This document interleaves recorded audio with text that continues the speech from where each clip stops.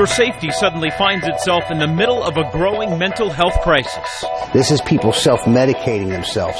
With few public treatment options for Miami Valley families with a mentally ill loved one. It's terrible. It's terrible. Those living with mental illness are committing more crimes, meaning more jail beds instead of treatment facilities treating the mentally ill. We have a lot of people in jail that don't need to be there. The I-Team investigates the mental health crisis' public safety impact. Our I-Team is finding hardly any public treatment options for people with a mental illness, and it is leading to a crisis level of number of people in the Montgomery County Jail. A problem that can sometimes start with violence on our public streets and compounded by some of our neighbors with a mental illness ending up in jail when they use illegal drugs hoping to treat their symptoms. The I-Team's Mike Campbell is on the front lines with those fighting this community crisis. Mental health challenges started gripping Camilla Statton's son shortly after he graduated from a Dayton high school. It's just one thing that led to another, you know. 2 years later, a trail of mugshots show the impact she feels that progressing mental illness has repeatedly had on his life. To where he couldn't get a job, he couldn't hold a job. He was arguing with family members. He wasn't listening. He was misbehaving. Eventually, his mom remembers his mental illness turning into a public safety threat. Dayton police say when he tried to rob his neighbor by breaking a flower pot over their head, his neighbor shot her son. 2 days after being hospitalized, he was taken to jail. No, I didn't rob no one. Excuse me, I'm talking to the judge. I didn't rob anyone. No one read me my rights, ma'am. They just took me away. During his court hearing the next day, he seemed confused. He's giving us a lot of problems. He's on his way back upstairs right now. As his criminal history shows, that is only the most recent time. We have a lot of people in jail that don't need to be there, shouldn't be there, and need help elsewhere. Dayton Municipal Court Judge Christopher Roberts told the I-Team he's seen an explosion of people accused of crimes, also showing mental illness signs. Not only is it just mental health and crime, but it's also mental health, drug abuse, and crime. There's that dual diagnosis with drug abuse, which just exacerbates the problem even more. This facility off Wayne Avenue was once a state mental health hospital, but closed years ago because of budget concerns, and that has left the state with only 1,100 beds publicly available for mental health treatment. Some of those beds come from here, Cincinnati's Summit Behavioral Health Center. It's one of only 6 facilities still open across the state.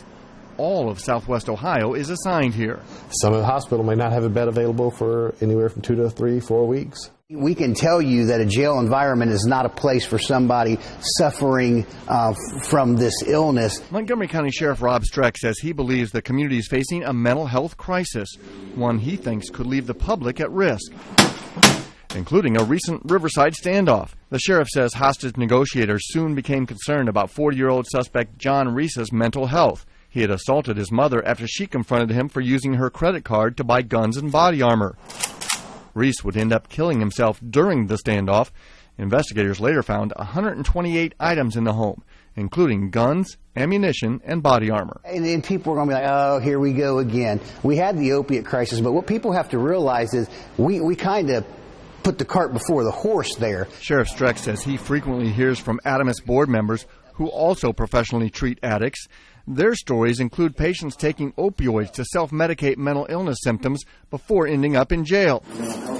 September numbers the I-Team reviewed show the Montgomery County Jail's population surging from just 2 years ago, an average of 750 to 900 inmates every day, about 1/3 receiving taxpayer-funded mental health treatment, including $99,000 tax dollars spent during the last 6 months on psychotropic drugs. There are many sheriffs like me that are now, looking at redesigning facilities and things like that to help with some of this. The sheriff now puts his worst mental health patients in these first-floor holding cells.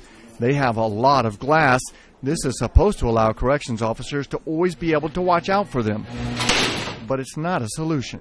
Now we're trying to figure out how we can take people with mental health episodes to an actual treatment facility instead of the jail. I really feel like an outsider looking in. It is a situation Camilla Statton has found herself in.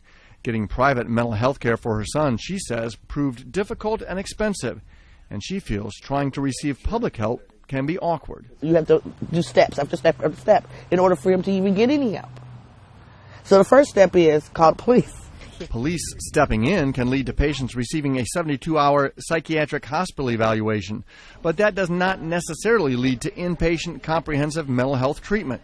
Today, Staton says she feels fortunate. But he's in a good location to where there's doctors and they're helping him with housing. Her son is finally in a mental health treatment program, living on his own and staying away from legal trouble. All she says she can do now is hope your family. That's what it's about. It stays that way. For the I-Team, Mike Campbell, News Center 7. And for some perspective, you can see between July and September, the Regional Dispatch Center reported a nearly 90% increase in calls to help a mentally ill person. And there have been solutions suggested. Sheriff Streck supports legislation to create funding for a new non-jail-based evaluation and treatment center. In the meantime, the sheriff doubled his correction officers' training and inmates' counseling hours. And live right now on our new and easier-to-use streaming app, you will find our extended interview with that mother that you just heard from. She talks about the success her son is seeing after getting some help.